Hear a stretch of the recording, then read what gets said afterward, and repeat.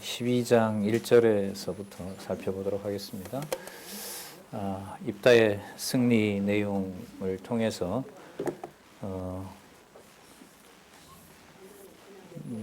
이스라엘 하나님 여호와에 대한 기억을 이스라엘 백성들에게 계속해서 확인해 주는 내용으로 이어지고 있습니다. 에브라임 사람들이 모여서 입다에게 갑니다. 그리고 암몬 자손과 싸우러 갈 때에 이 에브라임 사람들을 입다가 부르지 않았습니다. 자, 그리고 되게 화가 나 있죠. 한번 보시면 12장 1절 에브라임 사람들이 모여 북으로 가서 입다에게 이르되 내가 암몬 자손과 싸우러 갈 때에 어찌하여 우리를 불러 너와 함께 하지 아니하였느냐. 우리가 반드시 불러 너와 네 집을 살으리라. 아까 여러분 입다가 어느 지파라 그랬어요? 입다가 므낫세 지파라 그랬죠. 그죠? 입다가 므낫세 지파거든요. 므낫세와 그 에브라임은 어떤 관계냐 하면 형 동생 관계죠. 그렇죠? 예. 그리고 장자권은 누구에게 있어요? 에브라임에게 있습니다. 에브라임은 동쪽에 있는 게 아니고 서쪽에 있고요. 그다음에 므낫세 지파는 동쪽에도 있고 서쪽에도 있어요. 기드온이나 다른 사사들과의 전쟁에서 보면은 에브라임과 므낫세가 이렇게 함께 해서 전쟁에서 이제 승리를 하기도 하거든요. 자, 그런데 이게 재밌어요. 뭐가 재밌냐면 아까 입다가 서원한 딸로 인해서 아까 입다가 참담하게 되었고 네가 나를 괴롭힌다라고 하면서 입다 딸의 입에서는 여호와께 맹세하신 일이고 이 일에 여호와께서 해가시는 일이기 때문에 그대로 하시는 것이 좋습니다. 이건 되돌릴 수가 없는 것입니다. 라고 했어요. 그래서 그냥 전쟁에서 승리하면 되는 건데 이게 지금 12장 1절에서부터 7절까지 또 한 사건을 넣었어요. 연결인 거죠. 지난번에 그 아비멜렉과 세겜과의 그 이간을 시켜서 하나님 증거하신 거고, 그리고 조금 전에 평안한 시간을 줬고요. 그런데 온갖 7가지 온갖 잡신들을 섬기는 나라로 되었고요. 그 가운데 입다를 불러서 여호와의 이름을 쓴 거고요. 그 다음에 사사 노릇을 해서 구원을 셌어요. 자, 그런데 이게 같은 지파, 같은 이제 나라 한 지파였던 소중한 에브라임 지파와의 관계에서 이런 일이 벌어지고 에브라임이 전쟁에 참여하는 기회를 입다가 부르지 않은 겁니다. 거기에 이제 에브라임은 이제 전쟁에서 물론 승리를 했겠죠. 에브라임은 막 죽일 듯이 하는 거예요. 네 집을 다 불태워버리겠다. 이렇게 하는 일이 벌어진 겁니다. 자, 가는 방향은 어디라고요? 이스라엘 하나님 여호와인 거예요.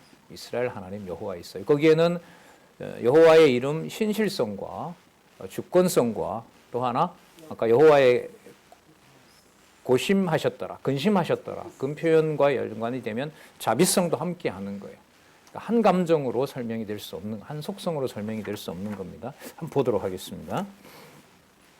입다가 그들에게 이르되 나와 나의 백성이 암몬 자손과 크게 다툴 때에 내가 너희를 불렀는데 너희가 나를 그들의 손에서 구원하지 아니함으로, 오타네요. DM이 아니함으로 3절에 내가 너희의 구원치 아니하는 것을 보고 내 생명을 돌아보지 아니하고 건너가서 암몬 자손을 쳤더니 다시 여호와께서 그들을 내 손에 붙이셨거늘 너희가 어찌하여 오늘날 내게 올라와서 나로 더불어 싸우고자 하느냐. 그때 도와달라고 할 때 너네들 왜 안 도와줬느냐. 그런데 너희들이 도와주진 않았지만 나오진 않지만 앞에 사건이 들어오게 되겠죠. 내 딸 입다를 하나님께 드리면서 이 전쟁을 여호와께서 이기게 하신 것이다. 그러니까 여호와께서 이 전쟁에 승리는 하게 하지만 입다를 통해서 누구를 데려간 거예요? 자기 딸을 데려간 거죠. 이런 일을 이제 겪는 상황에 에브라임이 와서 죽이겠다고 하는 거예요. 제가 볼 땐 감정이입이 많이 돼요. 딸의 서름을 니들한테 갚아야 되겠다 내가. 안 그렇겠어요? 안 그래도 슬픈데 이것들이 와가지고 자 성경을 그래 보다가 큰일 납니다 이제. 감정이입이 되더라고요. 아, 올 것이 왔다. 니들이 한번 당해봐라. 실제로 죽입니다. 많이 죽입니다. 여호와께서 그들을 내 손에 붙이셨거늘 너희가 어찌하여 오늘날 내게 올라와서 나로 더불어 싸우고자 하느냐 하고 입다가 길르앗 사람을 다 모으고 에브라임과 싸웠더니 길르앗 사람들이 에브라임을 쳐 파하였으니 이는 에브라임의 말이 너희 길르앗 사람은 본래 에브라임에서 도망한 자로 에브라임과 므낫세 중에 있다 하였습니다. 이 입다가 기생 출신이라 그랬죠. 몸은 어디 있냐면 므낫세 땅에 있어도 너는 서자이기 때문에 기생의 소생이기 때문에 땅은 거기 있어도 승리는 네가 했어도 너는 이 땅 본토 민족이 될 수가 없다. 그거 얘기하는 거 아니에요? 에브라임과 므낫세 중에 있다 하니라. 그러니까 뭐가 없어요? 정처가 없어요. 소속이 없어요. 그러니까 이 아까 반란으로 보면은 입다를 하나님이 세웠지만 하나님이 세운 사사로 에브라임은 인정하지 않는 거예요. 인정하기 싫은 거죠. 그럼 이것 역시도 하나님의 섭리인 것이고요. 에브라임 족속에게 입다가 여호와가 세우신 사사가 그를 통해서 이스라엘의 하나님 여호와의 이름을 지킨 것이다 라는 것을 에브라임에게 많은 사람의 희생을 통해서 깨닫게 하는 거죠. 그게 시험하고 연관이 됩니다. 근데 더 슬픈 것은 다른 이방 족속에게 괴롭힘을 당한 게 아니라 누구에게? 자기 민족에게. 근데 이 일이 또 언제 일어나냐 하면 나중에 베냐민 지파 몰살시킬 때, 몇백 명 놔두고 다 죽일 때, 마지막 전쟁에 범죄와 그 끔찍한 사건이 일어나잖아요. 거기에 똑같은 일이 벌어집니다. 그리고 결론은 왕이 없으므로 자기 소견에 옳은 대로 행하였더라. 여호와께서 왕을 준비하는 과정이었더라. 이렇게. 그래서 룻기로 이렇게 연결됩니다.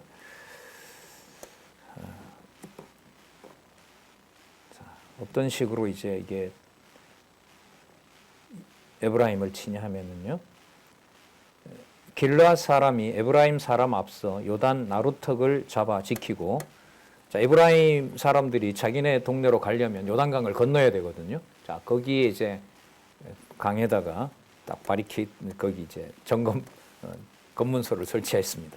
에브라임 사람의 도망하는 자가 말하기를 청컨대 나로 건너가게 하라 하면 그에게 묻기를 내가 에브라임 사람이냐 하여 그가 만일 아니라 하면 그에게 이르기를 시볼렛 여기 원어 교정을 보면요 시볼렛이 아니고 쉬볼렛 그러니까 쉬 발음이 되느냐 시 발음이 되느냐 그 제가 대구에 공부하러 갔더니까 그 뭐 다는 아닌데요 쌀을 못해서 살 아니 쌀 여러분 그 유럽에 보면 아일랜드라는 나라가 있죠. 아일랜드라는 나라가 이제 영국 영으로 있었죠. 그런데 이제 독립운동을 하니까 우리는 일제 36년이었는데 아일랜드는 영국에 700년 동안 독립전쟁을 합니다. 독립전쟁을 한다는 말은 이기면 좋은데 700년 했으니까 계속 뭐 했을까? 이기지 못했다는 거거든요. 그러면 아일랜드 영어랑 영국 영어가 달라요. 생김새는 비슷한데 그걸 나루에서 발음을 시킵니다. 그래서 거기서 수만을 죽입니다. 영국 군인들이. 자, 그 일이 벌써 옛날에 있었어요. 자, 쉬볼렛이라고 하라 하여 이스라엘 사람이 능히 구음을 발휘하지 못하고 뭐라고 해요? 시볼렛이 아니고요. 시볼렛 이럽니다. 자, 쉬냐 시냐예요. 우리는 다 되죠. 우리는 다 돼요. 그래서 히브리어를 배우기에 가장 최적화된 언어를 가진 민족이 한국이다. 아니, 거짓말 아니고요. 발음을 일본 사람하고 우리는 발음 구조가 다르잖아요. 그렇죠? 어쨌든 좀 센 얘기입니다만. 자, 아까 몇 년이 흘렀다 그랬어요, 입다가? 300년이 흘렀기 때문에 이게 벌써 언어가 이렇게 고정이 되어 있는 거예요. 시볼렛이라 이르면 길르앗 사람이 그를 잡아서 요단 나루턱에 죽였더라. 그때의 에브라임 사람의 죽은 자가 4만 2천 명이었더라. 나중에 베냐민 지파가요. 2만 5천을 죽이거든요. 2만 5천인가 그래요. 2만 5,100인가 이렇게 거의 죽이는데 600명인가 남겨놓고. 민수기에 보면 유다 지파가 4만 얼마였어요. 그러니까 당시 규모로 보면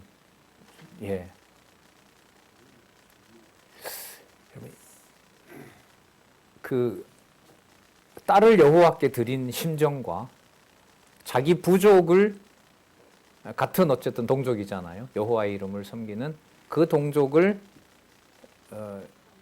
여호와를 섬기지 않은 것도 아니고 전쟁에 참여하지 않은 감정적인 문제 때문에 4만 2천 명을 그 자리에서 죽이는 그 입다가 질문을 어떻게 해야 될지 모르겠네요. 정당한 건가요? 기쁠까요, 이 사람이?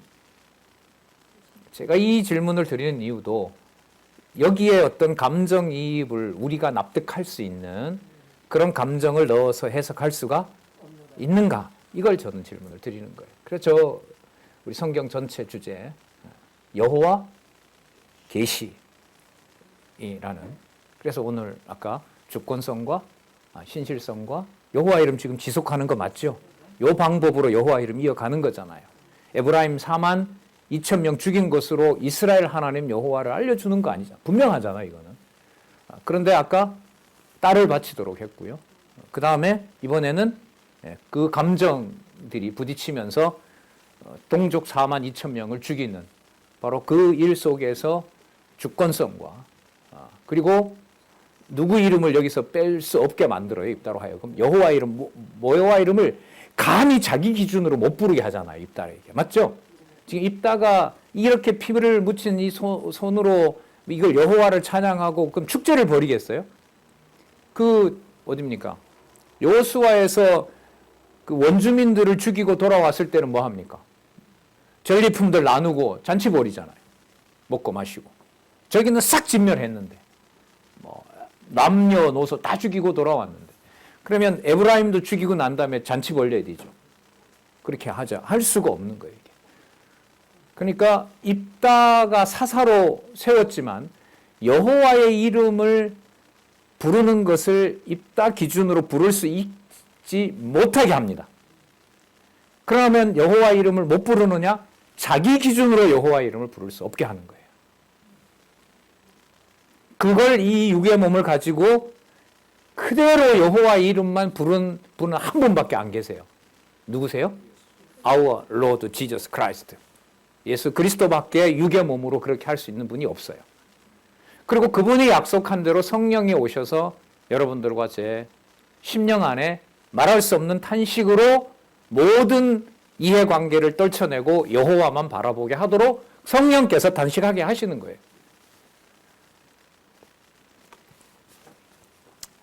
목소리가 높아지면 설교가 되기 때문에 자제를 하고요. 자, 논리적 연결성으로 가야 되니까요. 예. 자, 이 사건 이대로 여호와의 이름을 사사가 자기 감정도 넣지 않을 정도로 오직 여호와만 바라보게 하고 부르게 하는 사건은 삼손에게 그대로 이어집니다. 네, 볼게요. 좀 이따가. 입다가 이스라엘 사사가 된 지 6년이라 길르앗 사람 입다가 죽음에 길르앗 성읍에 장사되었더라. 자, 기타 사사들의 행적을 보도록 하겠습니다. 자, 이제 전쟁이 끝났으니까 다시 또 뭐 해야 될까요? 아까 잡신들 또 이제 해야 되고 또 정복을 할까요? 안 할까요? 급한 거는 불을 껐으니 주위에 있는 이방인들을 들쑤셔서 그들과 불화하고 전쟁하고 싶을까요? 편안하게 살고 싶을까요? 편안하게 사는 것 자체가 누구를 버리는 거거든요. 여호와를 버리는 거죠. 그 여호와를 버리는 것을 여호와는 또 방지해야 되니까 편안하게 살고 있는 것을 편안하게 살지 못하도록 또 괴롭히게 하고 또 침략당하게 할 거란 말이죠. 예. 자, 여러분들과 제 삶이죠. 예. 예수 그리스도를만 바라보게 하는 과정이라고 나옵니다. 진짜 복음이에요. 사사기에서는. 자, 먼저 보겠습니다. 이방과 확진하고 그러다 보니 범죄하고. 자, 8절 보겠습니다. 입산이 사사가 되어 7년간 다스리는데 그의 뒤에는 베들레헴 입산이 이스라엘의 사사이었더라. 그가 아들 30과 딸 30을 두었더니 딸들을 어디로 보내요? 이거 하지 말라 그랬죠. 신명기, 출애굽기 절대로 이방인에게 시집 보내지도 말며 장가 보내지 말라고 했어요. 그럼 왜 이렇게 할까요? 통혼해야 서로 뭐 하니까? 잘 지내니까. 서로 잘 지내면 뭐도 우상도 바꾸겠죠. 아까 그 잡신들을 서로 거래하면서 이제 이름은 누구 부르고 여호와 부르면서 세워놓은 것은 이제 번제를 율법대로 드리면서 대상은 저기 이방 신에게 바치는 그런 엄청난 이제 혼돈스러운 일이 벌어지는 겁니다. 딸들은 타국으로 시집 보내었고 아들들을 위하여는 타국에서 여자 30을 데려왔더라. 그러면 딸 30과 아들 30을 낳아 놓은 게 이게 저주인가요? 복인가요? 생육 번성이 복인가요? 저주인가요? 자, 근데 그 땅에 들어가서 끊이지 않고 백성들이 번성한다고도 약속했거든요. 네. 이게 쉽지가 않아요. 아까 에브라임 지파 얼마를 죽였어요? 42,000명 죽였죠. 42,000명 죽였어요. 그 생육하고 번성한다라는 일반적인 틀을 가지고는 설명할 수가 없죠. 그걸 목적으로는 설명이 되질 않아요. 그리고 또 생육하고 번성하는 일이 일어난다고 해서 그 자체가 여호와 앞에 모두가 또 의가 되는 것도 아니에요. 그런 이것은 이미 신명기서에 뭐로 다 규정이 되어 있어요. 복과 저주가 함께 할 수밖에 없다는 것으로 이미 약속이 되어 있습니다. 거기에서 여호와 이름으로 인도하지 않으면 끝나는 거죠. 이 일을 그리스도가 오셔서 호흡 하나 외마디 비명 하나 모든 걸 여호와 하나님 앞에서 눈물과 통곡으로 아버지께 순종을 배운 역사다. 그게 히브리서 5장에 나오죠. 그가 이스라엘 사사가 된 지 7년이라 입산이 죽음의 베들레헴에 장사되었더라. 그의 뒤에는 스불론 사람 엘론이 이스라엘의 사사가 되어 10년 동안 이스라엘을 다스렸더라. 스불론 사람 엘론이 죽음에 스불론 땅 아얄론에 장사되었더라. 그의 뒤에는 비라돈 사람 힐렐의 아들 압돈이 이스라엘의 사사이었더라. 그에게 아들 40과 손자 40이 있어서 손자 30이 있어서 어린 낙이 70피를 탔더라. 편안한 통치 상황인 거죠. 자, 이 압돈이 이스라엘 사사가 된 지 8년이라 비라돈 사람 힐렐의 아들 압돈이 죽음에 에브라임 땅 아말렉 사람의 산지 바라돈에 장사되었더라. 나기 시대에 이제 사사의 통치가 이루어지는 것을 보면 자, 계속 숫자를 강조하죠. 아들 30, 손자 30. 그러니까 이 백성들이 그 땅에서 뭐 하고 있었더라? 생육하고 번성하고 그 땅을 지배하였더라. 이런 의미인 거죠. 그런다 그 지배하는 게 이미 앞부분에 뭘 다 갖다 놓고 섬겨요? 잡신 하나가 아닌 그냥 7가지 갖다가 다 섬기는 그런 일들이 벌어지고 있는 상황입니다. 그 다음에 여러분 삼손입니다. 잘 아시는 삼손 사건에서 아까 입다 사건처럼 자기 감정이 아닌 오직 이스라엘의 하나님 여호와의 이름을 확증하고 그 정해주신 복과 저주를 이루어 가시는 또 대적에 대해서는 심판하시는 일들을 우리가 한번 살펴보겠습니다. 13장 1절에 이스라엘 자손들의 악행을 인해서 블레셋에 붙이는 내용이 나옵니다. 13장 1절 이스라엘 자손이 다시 여호와의 목전에 악을 행하였으므로 여호와께서 그들을 40년 동안 블레셋 사람의 손에 붙이시니라. 소라 땅 단지파예요. 삼손은 자, 단지파의 가족 중 마노아라 이름하는 자가 있더라. 그 아내가 잉태하지 못함으로 생산치 못하더니 여호와의 사자가 그 여인에게 나타나시고 그에게 이르시되 보라 내가 본래 잉태하지 못함으로 생산치 못하였으니 이제 잉태하여 아들을 낳으리니 얘기합니다. 마노아의 아내가 아들 달라고 열심히 기도해서 아들 얻은 거죠? 아니에요. 나중에 그 사무엘은 아니에요. 사무엘 어머니 한나는 달라 그랬어요. 하나님 저에게 주면 제가 평생 사무엘을 아들을 주시면 그 아들을 제가 하나님 앞에 드리겠습니다. 이렇게 이제 평생 드리겠다 이렇게 얘기를 합니다. 입다처럼 번제로 드리겠단 말 이렇게 말 안 해요. 한나 엄마는 평생 여호와께 드리겠다. 그랬죠. 성전 일을 보게 하겠다 이렇게 이제 나중에 얘기합니다. 여호와의 사자가 주관하는 일인 겁니다. 여호와의 이름을 이 땅에 두시려고 아들을 낳으리라. 깜짝 놀랐겠죠. 4절에 보면 그러므로 너는 삼가서 포도주와 독주를 마시지 말며 무릇 부정한 것을 먹지 말지니라. 보라 내가 잉태하여 아들을 낳으리니 그 머리에 삭도를 대지 말라. 그 아이는 태에서 나옴으로부터 누구에게? 하나님께 바치운 나실임이라. 자, 하나님께 바치운 나실인이 됩니다. 그래서 나중에 하나님 앞에 바치움이 되죠. 기둥을 안고 자기도 자살하면서 자기도 죽으면서 블레셋으로부터 이스라엘을 구원하는 그렇게 하나님께 바치는 이 말대로 돼요. 하나님께 바치는 나실인이 되는 거예요. 그가 블레셋 사람의 손에서 이스라엘을 구원하기 시작하리라. 이 일들이 이제 다음 세대에 가면 사울을 지나서 다윗 시대 때 가면 이제 블레셋을 다 점령하는 일이 벌어지죠. 아시는 그 골리앗을 죽임으로 해서 이에 그 여인이 가서 남편에게 얘기를 합니다. 하나님의 사람이 내게 임하였는데 그 생긴 모습이 용모가 하나님의 사자의 용모 같아서 심히 두려웠고 도대체 왔는지 내가 감히 묻지도 못했고 그분의 이름이 뭔지도 내가 묻지 못했다. 7절 그가 내게 이르기를 보라 내가 잉태하여 아들을 낳으리니 포도주와 독주를 무릇 부정한 것을 먹지 말라. 이 아이는 태에서 나옴으로부터 뭐 하는 날까지? 죽는 날까지. 그럼 과정에 여러분 무슨 일이 다 있어도 나실인이라고 하는 것은 지켜지는 걸까요? 아니면 끊어지는 걸까요? 지키는 거예요. 지켜지는 거예요. 기이한 일로 보여줘요. 기이한 일로 보여줍니다. 지난번에 뭐가 나왔었죠? 누가 물었는데 하나님의 이름은 기묘라 그래 불렀나요? 기도원 때였나요? 당신의 이름이 무엇입니까? 라고 했을 때 기묘니라. 자, 그런 말씀이 나왔었어요.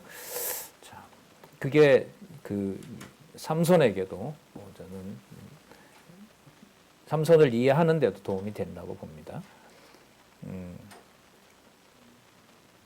자, 태에서 나옴으로부터 죽을 날까지 하나님께 바치운 나실인이 됨이라 하더이다.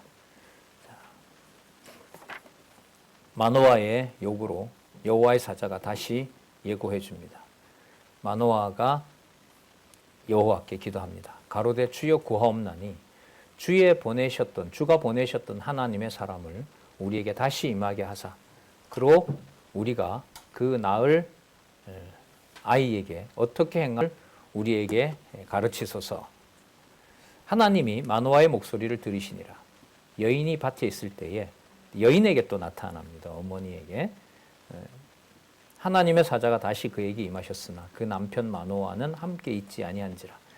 여인이 급히 달려가서 그 남편에게 고하여 자 보소서 지난번 나타났던 그 사람이 다시 왔습니다. 12절에 마노아가 가로되 당신의 말씀대로 되기를 원하나이다. 이 아이를 어떻게 기르오며 우리가 그에게 어떻게 행하오리이까. 여호와의 사자가 마노아에게 이르시되 내가 여인에게 말한 것을 그가 다 삼가서 포도나무의 소산을 먹지 말며 포도주와 독주를 마시지 말며 무릇 부정한 것을 먹지 말아서 내가 그에게 명한 것을 다 지킬지니라. 자, 마노아가 여호와의 사자에게 말씀하되 구하옵나니 당신은 우리에게 머물러서 우리가 당신을 위하여 염소 새끼 하나를 준비하게 하소서. 여호와의 사자가 마노아에게 이르시되 내가 비록 나를 머물리나 내가 너의 식물을 먹지 아니하리라. 번제를 준비하려거든 마땅히 여호와께 드릴지니라. 그럼 이 말은 누가 보낸 자다. 그러니까 누구의 이름을 확증하려는 거죠. 여호와의 이름을 확증하려는 데 목적이 있음을 알 수가 있겠죠. 이는 마노아가 여호와의 사자인 줄 알지 못함을 인함이었더라. 그러니까 여호와의 이름이 없는 거예요. 와서 이제 아주 이상한 또 겁나는 소리를 하니까 그랬는데 이제 마노아 여호와의 사자인 줄 알지 못했다고 하니까 누구 임을 알려줘요? 그렇죠. 여호와의 사자다. 여호와가 하시는 일이다. 이게 또 목적이 되는 거예요. 아주 미묘하죠. 우리는 당장 여호와의 사자가 나타났으니까 마노아랑 그 부인이 알겠지. 그게 아니고 모르는 거예요. 이게 여호와의 이름을 알려주는데 목적이 있음을 알 수 있어요. 마노아가 또 여호와의 사자에게 말씀하되 당신의 이름이 무엇이니까 당신의 말씀이 이룰 때에 우리가 당신을 존숭하리이다. 존경하고 숭배하리이다. 여호와의 사자가 그에게 이르시되 어찌하여 이를 묻느냐. 내 이름 여기 나오네요. 죄송합니다. 예습을 하다 보니 복습을 한 줄 알고 제가 착각을 했는데, 자, 여호와의 사자가 그에게 이르시되 어찌하여 이를 묻느냐. 내 이름은 무엇이라? 예. 자, 그러면요. 이제 앞으로 일어나는 일은 전부 어떤 일이에요? 기묘한 일이에요. 1차적으로 마노아와 그의 처가 이해할 수가 없어요.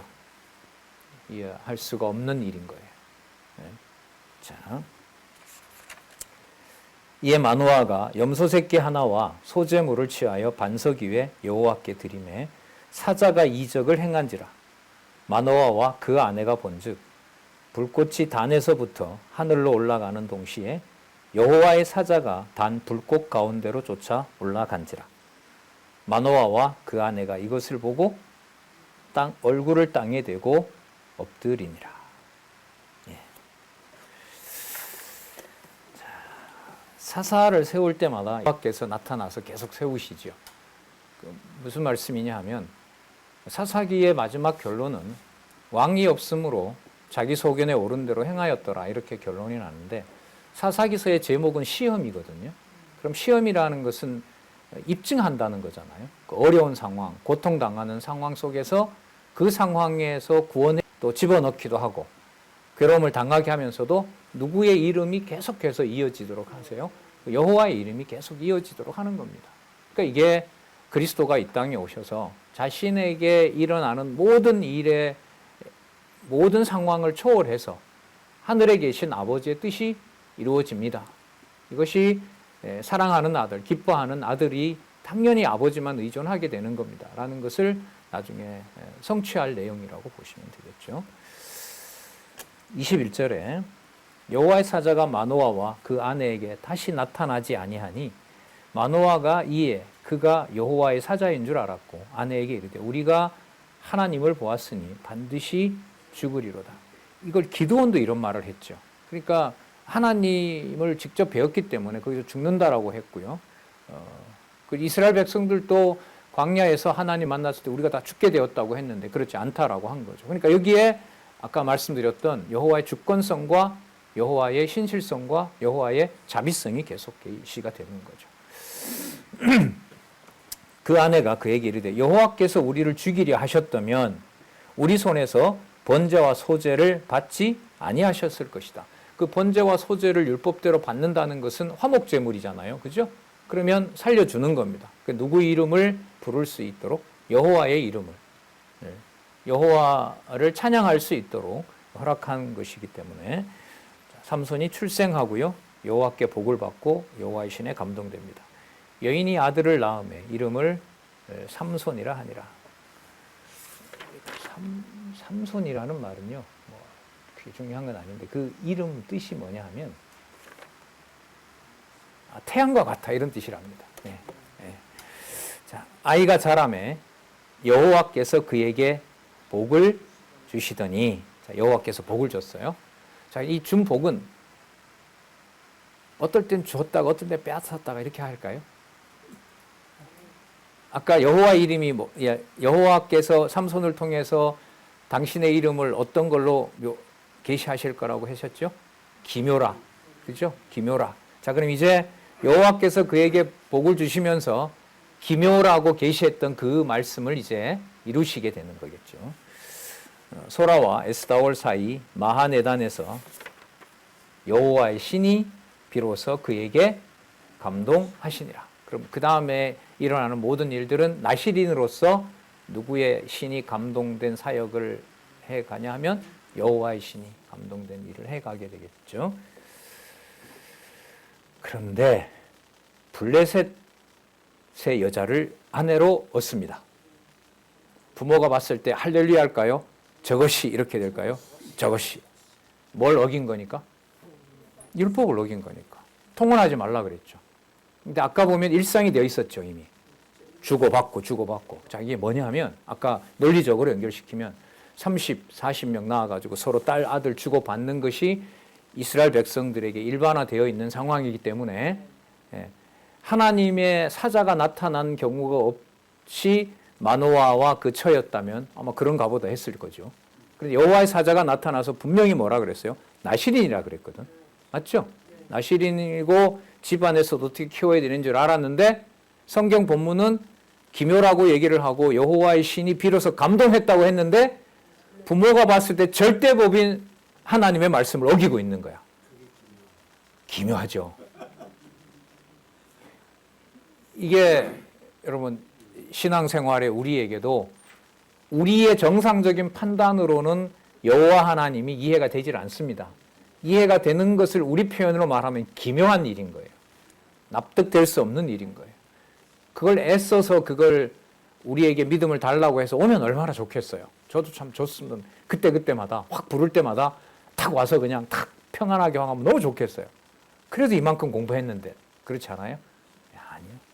이스라엘 백성 수천 년 역사 혹은 그 천년의 역사 속에서 아브라함 때부터 지금 이게 벌써 7, 800년 지나고 있잖아요. 이 과정에서 여호와의 이름을 부르게 한 역사를 아담 때부터 거슬러 올라가서 보면 그야말로 기묘합니다. 예. 이사야에서요. 나중에 이사야 7장에서 처녀가 잉태하여 아들을 낳는다고 나오고요. 이사야 9장에 가서 그 아들을 소개할 때 그는 아버지가 되고 뭐 왕이 되고 그리고 또 뭐라 그러죠? 기묘자라. 그럼 이 기묘가 나중에 그리스도에 대한 호칭이 되는 거죠. 예. 의미심장합니다. 제가 볼 때는 삼손이 딥나에 내려가서 거기서 블레셋 딸 중 한 여자를 보고 도로 올라와서 자기 쥐가 데려오면 되지. 부모에게 또 한 번 염장을 지르는 거죠. 자기 부모에게 말하되 가로되 내가 딥나에서 블레셋 사람의 딸 중 한 여자를 보았사오니 이제 그를 취하여 내 아내로 삼게 하소서. 부모가 그에게 이르되 네 형제들 딸 중에나 내 백성 중에 여자가 없어서 할례 받지 않는 블레셋 사람에게 가서 아내를 취하려 하느냐? 삼손이 아비에게 이르되 내가 그 여자를 좋아하니 나를 위해서 그를 데려오세요. 이거 율법에 의하면요. 이 정도 상황이면 뭐 해야 돼요? 죽여야죠. 돌로 쳐 죽여야 돼요. 부모의 말을 거역했잖아요. 부모의 기준은 뭐죠? 이방 백성에게 통혼하지 말라는 걸 지켰잖아요. 그러면 삼손은 이때 뭐 해야 돼요? 처벌받아야 돼요. 노래만 오직 감히 아버지한테 내가 좋아하니까 데려오라 그래요? 완전 거역한 거지. 그런데 누구의 신이 감동되었다고요? 그 여호와의 이름은 뭐라고요? 기묘라고요. 그러니까 부모가 여호와께서 주신 율법을 가지고 봐도 이해될 수 없는 상황이 삼손 상황이에요. 이 신비가 여러분 실제로 그리스도께서 직접 세우신 교회와 비교가 될까요? 교회가 기묘한 겁니다. 그래서 저는 가끔 그런 말씀 드려요. 신앙생활이 좀 연륜이 쌓일수록 교회를 보는 게 한편으로 보면 두려운 거예요. 우리 생활 전반이 뭐 대부분 저 같은 사람은 거의 뭐 기독교와 관련된 삶을 살잖아요. 그게 일상화되고 그게 그냥 내 문화 어떤 생활의 전 반경이 됐을 때 이런 감이 떨어지는 거죠. 이때 블레셋 사람이 이스라엘을 관할하는 고로 삼손이 틈을 타서 블레셋 사람을 치려 함이었으나 그 부모는 이 일이 여호와께로서 나온 줄을 알지 못하였더라. 그리고 말도 안 해, 삼손이. 좀 설명하면 될 거 아니야. 제가 이렇게 해서 제가 이런 계획을 가지고 있습니다. 그런데 부모는 그것도 모르고 부모가 봤을 때는 뭘 어기고 있고 율법을 어기고 있고 그 일을 이미 성경은 여호와 사자는 기묘자다라는 것으로 이미 정해 놓았고 자, 또 기묘한 일을 또 보겠습니다. 삼손이 그 부모와 함께 딥나로 내려가서 딥나의 포도원에 이른즉 어린 사자가 그를 맞아 소리 지르는지라. 자, 삼손이 여호와의 신에 크게 감동되어 손에 아무것도 없어도 그 사자를 염소 새끼를 찢음같이 찢었으나 그는 그 행한 일을 부모에게 고하지 아니하였고 그가 내려가서 그 여자와 말하며 그를 기뻐하였더라. 블레셋 여자랑 기쁘게 결혼해서 사는 거 보면 부모가 기쁠까요? 속이 터질까요? 터지죠. 터지는 만큼 누구의 기묘한 일이 이루어져요? 여호와의 기묘한 일이 일어나는 거예요. 여러분들과 제 가정에도 기묘한 일이 일어나고 있는 겁니다. 속 쓰리고 열받고 도대체 이렇게 가서는 안 되는 거고 꼭 이런 방식으로 여호와를 찾게 해야 되는가? 온몸에 거부와 불순종이 막 오라나는 쪽으로 가고 있죠. 설교하기 좋네요, 이 대목 이거. 얼마 후에 삼손이 그 여자를 취하려고 다시 가더니 돌이켜 그 사자의 죽음을 본즉 사자의 몸에 벌떼와 꿀이 있는지라. 뭐 소위 건조한 지방이다 보니까 그 안에다 이렇게 보호가 되어 있으니까요. 그 안에 이제 벌이 아마 꿀을 모아놓은 거 봐요. 손으로 그 꿀을 취하여 행하여 먹고 그 부모에게 이르러 그들에게 그것을 드려서 먹게 하였으나 그 꿀을 사자의 몸에서 취하였다고는 고하지 아니하였더라. 그러니까 이걸 계속 기록하는 이유는 누구의 나실인이다라는 걸 증명하려는 거예요. 하나님의 나실인이다. 이걸 지금 이 성경은 계속해서 일관적으로 보여주고 있습니다. 여기서 하나 짚고 넘어갈까요? 삼손이 지금 자기 소견에 옳은 대로 행하고 있나요? 자, 아까 어린 그 사자 새끼 죽인 거 6절에 보면 누구의 신에 감동되었다? 여호와의 신에 감동되었다. 그리고 아까도 삼손이 결혼하기 전에 어디에 감동되었다? 여호와의 신에 감동되었다. 그러나 부모 눈에 볼 때는 성경의 구절대로 누구 소견에 옳은 대로 행하는 것처럼 이게 나실인으로 낳아놨는데 하는 짓이 자기 소견에 옳은 대로 해. 그리고 말도 안 해요. 말도 안 해요. 자,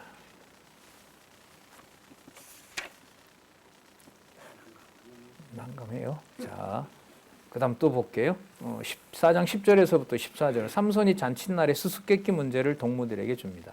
삼손의 아비가 여자에게로 내려가매 삼손이 거기서 잔치를 배설하였으니 소녀는 이렇게 행하는 풍속이 있었습니다. 결혼하면 아비가 그 집에 가서 이제 잔치도 하고 이렇게 해야 되는 풍속이 있었던가 봐요. 무리가 삼손을 보고 30명을 데려다가 동물을 삼아 그와 함께 한지라. 삼손이 그들에게 이르되 이제 내가 너희에게 수수께끼를 하리니 잔치하는 7일 동안에 너희가 능히 그것을 풀어서 내게 고하면 내가 배옷 30벌과 겉옷 30벌을 너희에게 주리라. 그러나 그것을 능히 내게 고하지 못하면 너희가 내게 배옷 30벌과 겉옷 30벌을 줄지니라. 그들이 이르되 그래 수수께끼 내봐라. 자, 냅니다. 14절에 삼손이 그들에게 이르되 먹는 자에게서는 먹을 것이 나오고 먹는 자에게 사자겠죠. 사자 배에서 먹을 것이 나오고 꿀이죠. 강한 자에게서 사자겠죠. 뭐가 나왔다? 단 것이 나왔느니라. 그들이 3일이 되도록 수수께끼를 풀지 못하였더라. 이걸 어떻게 풀겠어요? 그죠? 자, 이제 풉니다. 풀어요. 자, 성읍인들이 삼손의 아내를 겁박합니다. 너 이 문제 알려주지 않으면 너 집 다 태워버린다. 이렇게 하는 거예요. 자, 기묘한 일 과정을 한번 잘 보시기 바랍니다. 7일 이뤘는데 7일이 지났어요. 삼손의 아내를 이제 겁박을 합니다. 너 안 알려주면 너와 내 아비 집에 불사른다. 얘기합니다. 16절에 삼손의 아내가 그의 앞에서 울며 가로되 당신이 나를 미워할 뿐이요 사랑치 아니하는도다. 우리 민족에게 수수께끼를 말하고 그 뜻을 내게 풀어 이르지 아니하는도다. 삼손이 그에게 대답하되 보라 내가 그것을 나의 부모에게도 풀어 고하지 아니하였거든. 어찌 그대에게 풀어 이르리요 하였으나 7일 잔치할 동안에 그 아내가 앞에서 울며 강박함을 인하여 제7일에는 그가 그 아내에게 수수께끼를 풀어 이르매 그 아내가 그것을 그 민족에게 고하였더라. 이거 나시린이 할 짓이에요? 아니에요. 죄송합니다. 표현이 그래서. 할 짓이 아니죠. 부모도 말도 안 듣고. 그럼 있지 뭐 부모 말도 안 들었어. 그 다음에 수수께끼 풀어주는데 이렇게 아내에게 다 알려줬어. 그럼 블레셋 이렇게 가는 것도 뻔해. 그럼 이 전체 과정이 정당하게 납득될 수 있는 부분이 있어요? 없어요? 없죠. 여기까지 보면 없어요. 자, 기묘한 반전이 있게 됩니다. 제7일 해지기 전에 성읍 사람들이 삼손에게 이르되 무엇이 꿀보다 달겠으며 무엇이 사자보다 강하겠느냐 한지라. 삼손이 그들에게 대답하되 너희가 내 암송아지, 자기 아내겠죠? 내 암송아지로 밭갈지 아니하였다면 나의 수수께끼를 능히 풀지 못하였느니라 하니라.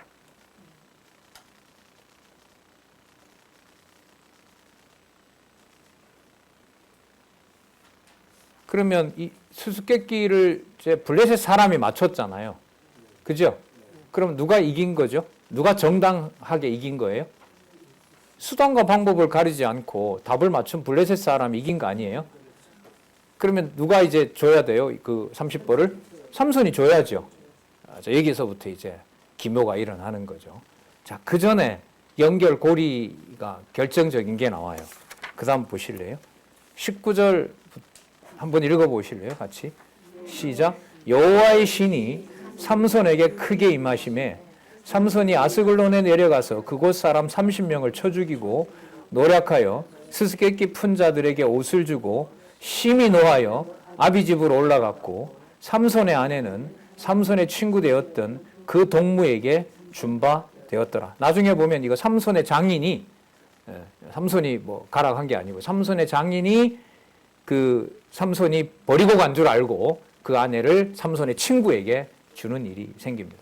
자, 19절에 보면 누구의 신이? 여호와의 신이 삼손에게 크게 임하였습니다. 그리고 블레셋 사람 30명을 죽이고 그 옷을 벗겨다가 자, 여기 있다. 너희들 이겼다라고 준 거예요. 자, 역시 삼손은 또 옷을 주고 심히 노하여 열받아서 올라갔어요. 맞죠? 그러니까 지금 30명 죽인 것은 막 하나님 여호와를 의지하고 가서 다 거룩한 전쟁한 게 아니에요. 뭐 한 김에? 홧김에 뭐 했기 때문에 내 아내를 이렇게 막 겁박해서 얻어놓은 거기 때문에 이걸 참을 수 없어서 가서 30명 죽이고 30명 옷을 벗겨다가 주고 열받고 부인 버려두고 고향으로 가버렸어요. 나시린입니까?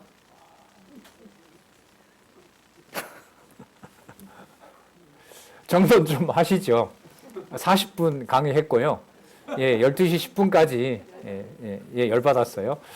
12시 10분까지 우리 잠시 쉬셨다가 나머지 부분 보도록 하겠습니다.